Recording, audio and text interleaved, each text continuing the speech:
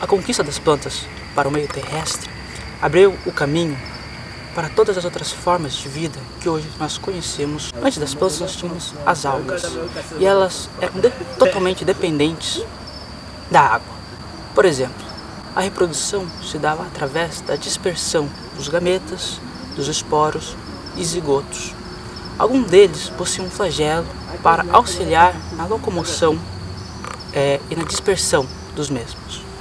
Os talos das algas não possuíam tecidos de sustentação, como por exemplo o caule nas árvores.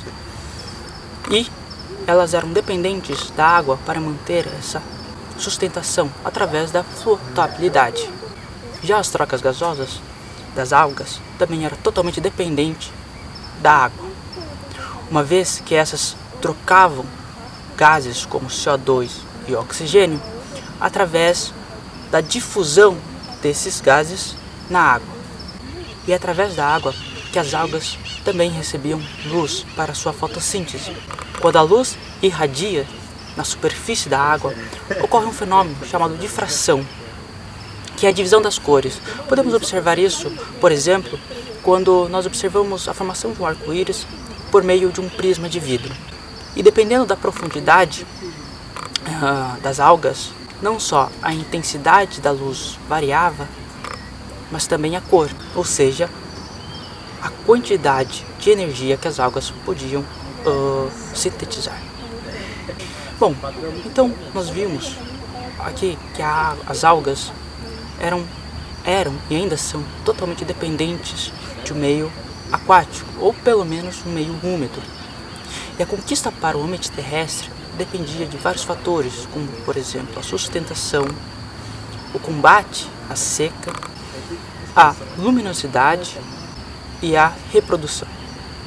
Quais seriam os mecanismos adaptativos que as algas deveriam adquirir para esse processo de conquista para o ambiente terrestre? Vamos ver?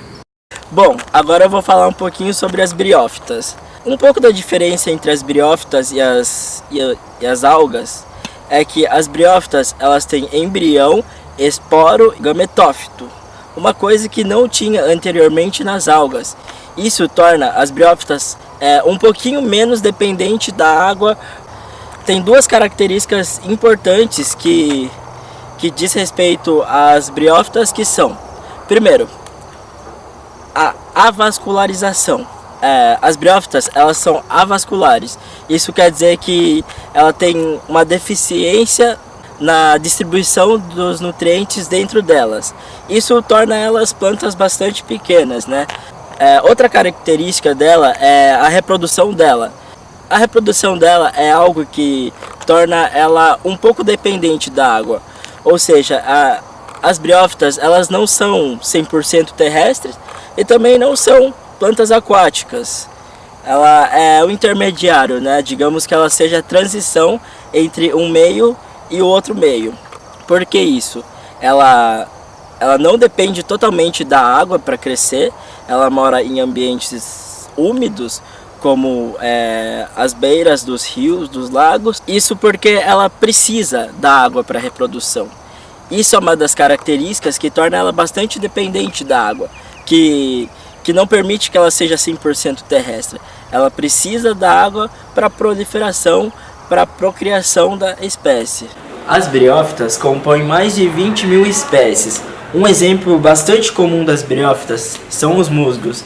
Eles são formados por rizóide, cauloide e filoide. Essas são algumas das características da briófita. O grupo das monilófitas vão apresentar uma vantagem evolutiva que vai ajudar a enfrentar dois desafios para conquistar o meio terrestre. O primeiro, que é a escassez de água e o problema da dessecação da água, de perder muita água. E o segundo é para enfrentar a gravidade. Para conquistar o meio terrestre, tem que ser considerada que não tem mais a estrutura da água que deixa a planta em pé. Então ele teria que enfrentar isso para o meio terrestre. Com os vasos condutores, isso foi possível. Os vasos condutores, eles são divididos em duas estruturas, o xilema e o floema. São estruturas que ajudam na condução de seiva. O xilema é condução de água e sais minerais, e o floema de açúcar e de produtos e outros produtos orgânicos. Com os vasos condutores, isso permitiu que essas plantas ficassem em pé e que elas fossem maiores, porque como conduzia no vaso condutor a seiva, permitia que folhas e galhos mais longe da raiz também adquirissem o nutriente, diferente das briófitas, que faziam por difusão.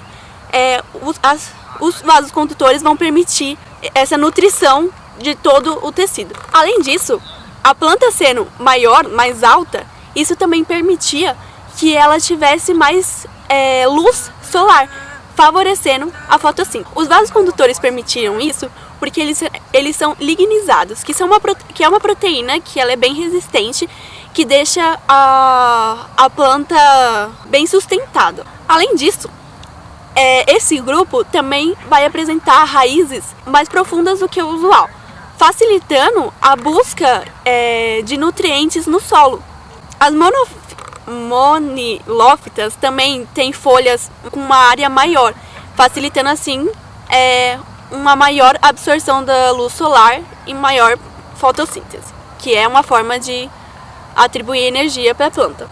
A folha e o tecido desse grupo também vai ser impermeabilizado, porque assim isso impede que tenha uma maior perda de água. Como as briófitas, as monilófitas também são muito dependentes da água para reprodução, por exemplo. Então não podia existir essa perda de água, então ela fica impermeabilizada para não ter uma perda de água das folhas, já que elas vão ter mais contato com a luz solar. Só que existe um problema. Com a impermeabilização dessas folhas, acaba tendo um prejuízo na troca gasosa, porque não entra nada. Então, quando surge uma nova estrutura que traz uma vantagem evolutiva, que são os estômatos. Os estômatos são umas estruturas que parecem dois feijõezinhos assim abertos, que eles abrem e fecham para a entrada de gases, para a troca gasosa entre a planta e o ambiente. Um exemplo desse grupo é a samambaia, as avencas e as cavalinhas. Uma das maiores novidades no mundo vegetal foi o surgimento da semente, que surgiu com as gimnospermas.